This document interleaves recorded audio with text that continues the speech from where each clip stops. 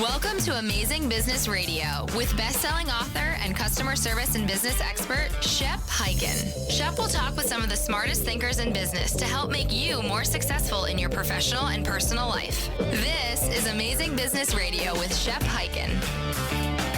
Hello, everybody. It's Shep Hyken here, and we are back with another episode of Amazing Business Radio. I am very excited today because today in the house, more or less in the studio, is Per Sjöfors. And let me tell you about Per Sjöfors. He is the price whisperer. We've heard of the horse whisperer, a dog whisperer. Well, this is all about the price. And Per has this interesting concept about how price impacts so many reasons that customers want to do business with you, might not want to do business with you, continue to do business, and it actually impacts the customer experience. Now, before we get into the interview, a couple of quick questions, or actually questions. I'm going crazy. Before we get into the interview, a couple of quick announcements, and you know what they are if you've heard the show before. First of all, if you've got a question or a story, please reach out to me on the social channels of your choice, because I'm just about everywhere. And if it is a question, use the hashtag #AskShep, and I'll answer it either there, I'll answer it in this show, Amazing Business Radio, perhaps in my newsletter, or on my TV show, which is Be Amazing or Go Home. That can be found on Apple TV, Prime, Amazon Prime, Roku, C-Suite TV, and even on YouTube. You can go to beamazing.tv and you can find episodes there. All right, let's jump right into it. Per Sjöfors is in the house. How are you, sir? I'm very well, thank you, Shep, and thank you so much for having me on the show. Oh, my pleasure. And you can tell by the accent, he's not from Alabama. No. Per is from originally Sweden, and then you said Zurich, London, and eventually you found yourself here in the United States. Yeah, that's right. I came here in 1994. Joined a company here the day after the Northwest earthquake in Los Angeles. Oh, wow. Yeah. Gosh, I remember that now, looking Yeah. back.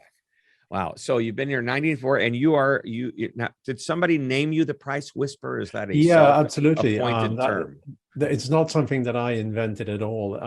I was just called the price whisperer so many times that I decided to, why not just adopt it, Embrace it. And if nothing else, it's much easier to find the price whisperer than find my last name, if you want to Google me or something like that. So it makes a lot more sense in that respect. Well, the first question I was going to ask was how price can impact the customer experience, but let's take it from the opposite perspective. How does customer service and experience impact how you can price? I think we all somewhat know the answer, but hearing it with you and your background and the research and your thought leadership, it's going to give us a different perspective. Well, I think it's yes, you can understand the answer, but and obviously a satisfied customer, a customer with a good experience is more likely to be willing to pay higher prices than somebody who's dissatisfied, if that dissatisfied ever comes back, which they probably won't. But it's possible to, and this is what we do in my company, is we measure willingness to pay. And it's possible to assess how much higher prices a company can charge if they have delighted their customers, and therefore their customers have a great experience and great customer service. So a company can actually do an ROI calculation. They can say, if I spend this much more money and effort on making sure to satisfy my customers, I can charge this much higher prices, and therefore I'll make this much more money. So is it deciding how much more money really you need to invest, or the effort in training? I mean, I guess we all want to know, does what we spend have ROI? Yes. And from your standpoint, just getting the customer to come back isn't enough. It's getting the customer to come back in a willingness to pay a little bit more. That's right. Yeah. Yes, of course, it's about training. It's about maybe spending more money on the website. It's about not making mistakes that so many customers or so many companies do, and be sure that you delight your customers. That makes common sense. Right. Yeah. All right, so let's flip it around. We've talked about how, does great customer service, how it can affect the price. Does price affect customer satisfaction? Yes, it does. There's something called expectation bias. And expectation bias, there's actually an academic field that forms the basis on what I do, and I'm sort of standing on the shoulder of 3 Nobel Prize winners.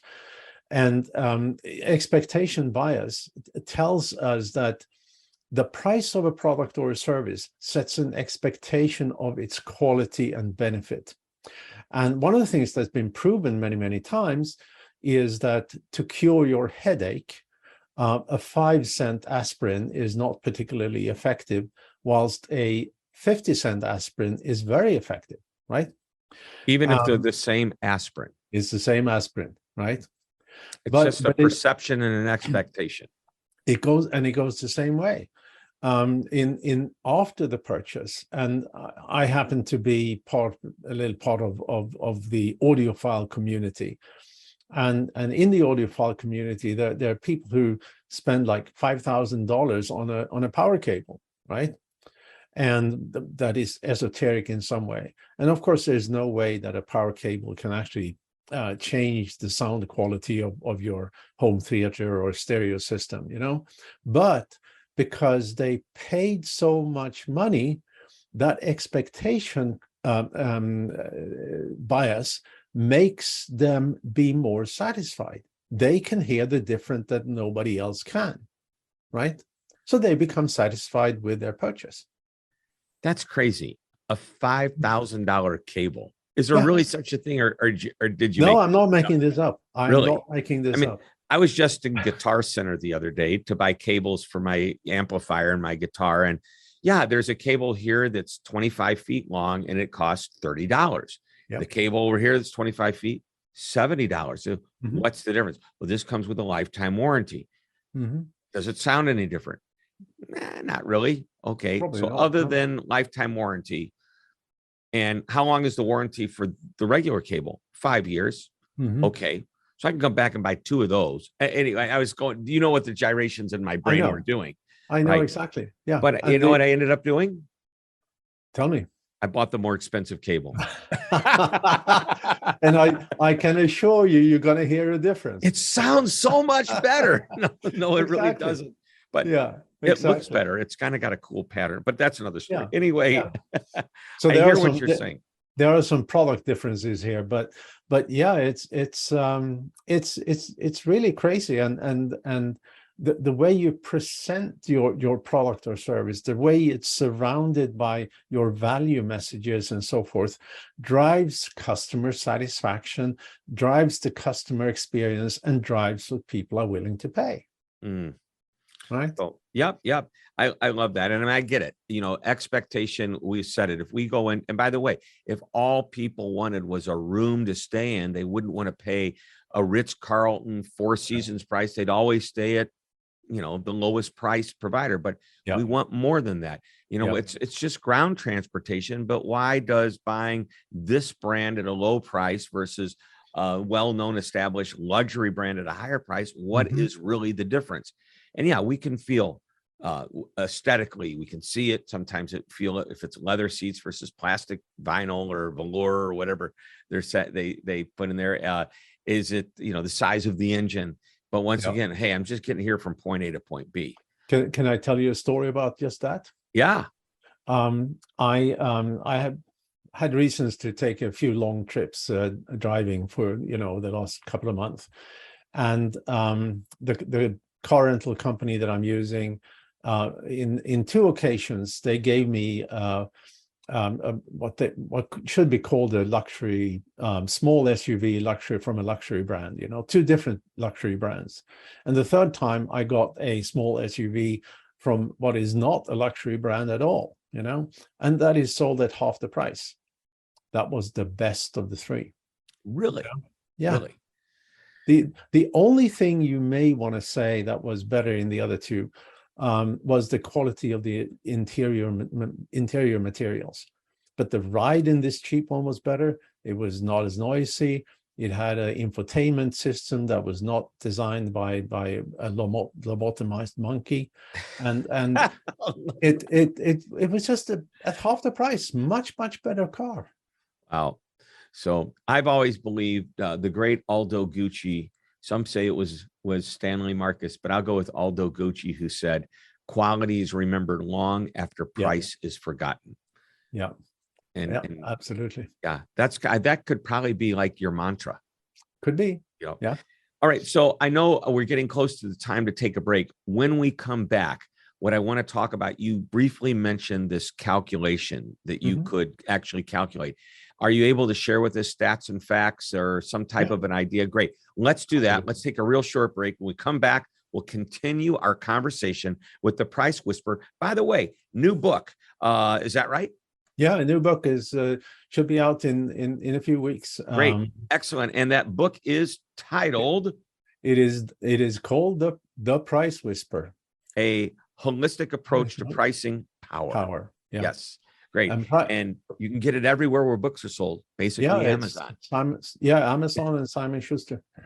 Excellent. Well, congratulations. We'll take a short break. We'll come back and we will talk more about price and customer experience. Hi, Shep Hyken, your customer service and experience expert, and I'm excited to tell you about my new book, I'll Be Back: How to Get Customers to Come Back Again and Again. Now, this book is packed with idea after idea on how to, just as the title implies, get your customers to come back. In the book, you'll learn that repeat customers aren't always loyal customers. Now, both are great, but there's a big difference. You'll also learn about 10 reasons a customer may stop doing business with you and 3 reasons you would stop doing business with them. And one of my favorite lessons is a 6-step process for creating an I'll Be Back strategy. Of course, there's much more. You'll start getting more of your customers to say, I'll be back almost immediately. Just go to www.illbebackbook.com. Again, that's www.illbebackbook.com. You're listening to Amazing Business Radio with best-selling author and customer service and business expert, Shep Hyken. We are back on Amazing Business Radio talking with Per Sjöfors, who is the Price Whisperer. And I'm excited about what we're talking about because it makes total sense to me. It's like common sense to understand that if you're going to charge me more, you better deliver. And depending on what it is you're buying, delivery could mean something, completely different. But why should I pay the same or a little bit more for something? What makes you competitive? All of this goes through my head. So let's jump into this. I heard you say something about how you can calculate if you invest this much, you'll make this much. Is it that simple? Is there like a general rule of thumb? Well, no, there is no real general rules of thumb. What it is that when you look at it, any company, it has profitability that is only based on 3 variables. It is the total cost of whatever you're selling. It is the it is the sales volume of whatever you're selling, and it's the price. And out of these 3, price has the highest leverage on profitability. In fact, if you can sell more, for the average company, profit goes up with 3.5% for every % of increased sales you're getting. If you can reduce your cost by 1%, profitability goes up with an average 5.5%. But if you can increase your price or decrease your discounting by 1%, profitability goes up with 11.3% for the average company. How does that work? Well, it works very simply. First of all, small price changes like 1, 2, 3, 4% in that range rarely have any effect on sales volume. Secondly, because price is the highest number here, right? As long as you're a profitable company. If you increase your sales, you're also increasing your cost, right? If you're decreasing your cost, it works on a smaller number than the price. So price affects top line right away. Right. And what are you going to do with this money you're getting? Well, you're going to reinvest it in your company. You want to make sure that you have become more competitive, that you have a better customer experience, so you get returning customers, that you have customer service that are a notch better than your competitor, and so forth, leading to your ability to take even higher prices. Right? Wow, I love this. And Go ahead. And because it could be measured accurately, and we can predict sales volume and revenue at different prices and at different satisfaction levels. Yeah, so I think there's several things going on here, but if we just take price by itself, if you can increase price by 3%, you don't lose any customers. You just made 3% more without increasing any cost, any effort, other than the decision to make the price new. So I could see where that would trump just, you try to sell more. It takes more effort to sell more. You need more product if you're going to sell more, which is a cost, because there's cost of goods sold. Yep. And that drives, to your first point, which is total cost. That's incorporated into, your product pricing, the cost of having a company, et cetera, et cetera. Anytime you can add money to the bottom line without costing anything anywhere else, exponentially higher than any type of return. So, Can I give you two short examples? Sure. There's one company, they're a consumer good company. We took them from 200 million annually to 250 million annually in 3 weeks, because we found that they were leaving money on the table. No change in cost. The other company is a membership organization, small when you company. say, let's make sure everybody understands, you said not changing cost, but yes, changing price. Yes, just changing price. And they are now having the resources to go through a rebranding, which they didn't, so they can focus on among other things, to deliver a value message and deliver higher value to their clients. Right. The other short example is a membership organization that we took from about 15 to 35 million in about 6 weeks. And again, just because they were very timid in their pricing and didn't realize that they could spend a lot more, that consumers were willing to spend a lot more for their membership. And again, this gives them enormous resource to go out and acquire new members. Yeah, and if you've got the extra, what are you going to do with that extra money? We'll reinvest it back into the company, maybe on marketing. Exactly. It's it's beefing up. I visited the CEO just 3 weeks ago, something like that, and he had this sea of uninhabited customer support desks, right? And he said, and here we're going to hire all these people so we can beef up our customer service, because now we have the resource. Yep, that's important. Yeah. Years and years ago, I worked in gas stations while I was in high school and college, and when I graduated college, for just the shortest amount of time, I worked for this company before starting my own business. Less than a year out of, actually, I graduated in May, went full time with them in June. September, they announced selling the company. I started looking for something, and I decided to do this. But here's what was interesting. We had about just under 100 gas stations. And when I say gas stations, today you go to a gas station to gas up your car. You can walk in, buy all kinds of food items. There's a coffee machine. We didn't have any of that. We basically sold some candy bars. We sold cigarettes. We sold oil and gasoline. But interestingly, I was in Phoenix, Arizona, looking at the different gas stations, and we had priced our cigarettes at 71 cents a pack. Now, for those that sell or smoke cigarettes, you're going, where can I get 71 cents a pack of cigarettes? I'll tell you how to do it. Go back about 40 years and you'll see that's what they cost. But here's what was I found fascinating is our direct competitors were like 7-Eleven, Circle K, the different convenience store chains. Their pricing of their cigarettes was 99 cents. And the person I was working for felt it was really important to have the price so low, because we lived in these, or we worked in these communities. We had stations that people would walk to the station. They weren't buying as much gas as other stations. So we really had to give them the incentive. and he felt a price point of about 28 cents less. Now I think about that, 28 cents off of 99 cents. That's a big percentage. That's a big percentage. Big percentage. That would bring it. And by the way, we sold so many cigarettes. It was incredible. So I said, what would happen if we raised the price to 91 cents instead of 71 cents?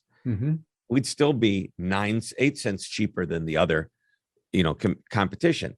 Yeah. He fought me and fought me and fought me. So I said, do it in one store, store, raised it to 91 cents, didn't lose a penny of business. Yeah, exactly. I mean, maybe it's somebody decided they got upset with us, but I would say 9 out of 10 people, maybe 99 out of 100 continued to do business with us at the higher price point because we're still 8 cents lower than everyone else. Yeah. Yeah. There's a lesson there to learn. And we talked about the rules of thumb, and there are some, for example, if you're going to discount, right? Discounting more than 20% just means that it doesn't drive any higher sales volume. It just leaves money on the table. Right. And this is the situation you were in there, Yeah. Well, we proved that it worked. And guess what we did with the other stations in the marketplace? Well, raise the prices, of course. Let's talk about mistakes that companies make when pricing that can infect. It would infect and affect the customer experience. Yeah. I mean, the most common mistake companies do is just price to a similar to a competitor, and that drives commoditization and so forth. I had a personal experience the other day, or the other week, I should say, that's quite interesting, I think. I was looking for shared storage for me and my team, and I wanted to look at like SharePoint or Dropbox or one of those guys. But I for reasons that is, I was not very satisfied with some of the big guys' service, to be honest. So I was looking for alternatives, and here I find this no-name company that I went to their website, and they're in huge red letters. Was $385 when everybody else is $5 or $10 or maybe $15 a month. This said $385, and the font was so big that it took a quarter of my screen. So, I mean, I fell off my chair. I mean, this is so. How can they be so much higher price? Yeah, $5 a month. That's $60 a year. Double that. $10, $120. Yeah, but $385 for a month, a year. There was a tiny font. It says lifetime. Oh, lifetime. Yeah, but still, how can I? I mean, what is a brand? A brand is a promise of quality and consistency, and you're going to be here in 5 years. And this company, a no-name company, would I trust my data to a company I've never heard of before and pay my lifetime up front? Probably not. Lifetime up front, and more than 3 or 4 times what the average is elsewhere. So what did you decide to do? Did you do it? No, I didn't buy it. I just clicked away, And what's the lesson here? The lesson is in terms you have to realize who you are as a company.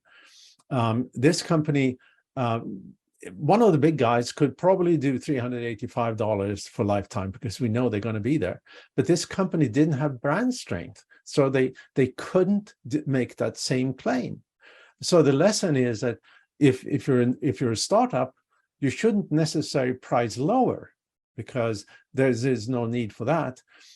But you should not create so tremendous friction as this one $385 did, but instead focus on having a structure of your pricing that is similar to the competition.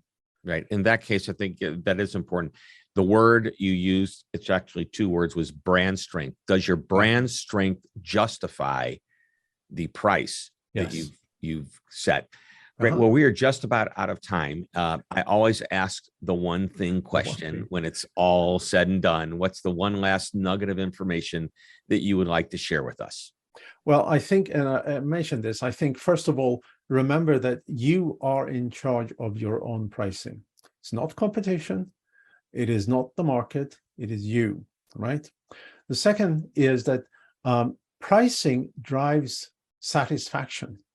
Often higher prices leads to more satisfied customers than lower prices. And by doing that, you can also gain additional information, additional business to your company to further your business, to take your business to the next level. By higher prices leads to higher customer satisfaction and more returning customers. Right. I think that the point is it's got to be right, though. You have to have everything has to line up. You're in charge of your own pricing, not the competition. I get it. If you're trying to be just like the competition, you're just matching. You use the word commoditization. I love that word because that's what so many companies do is they try to compare themselves to others within their industry and they just start doing the same thing. And if you give me a compelling reason as to why your price is even just a few pennies more than them, and it's a good reason, you're going to win me over. I love it. The book, again, it's The Price Whisperer, a holistic approach to pricing power. And the author is our guest today, Per Sjöfors. And this is why we call it Amazing Business Radio. Great insights to something we typically don't talk about on this show, which is pricing. So thank you for being here today. Well, thank you. Thank you, Shep. And thanks for inviting me. All right, everybody, that wraps it up. Another interview on Amazing Business Radio. We'll be back next week, and I promise you it will be great. So until then, this is Shep Hyken reminding you to always be amazing.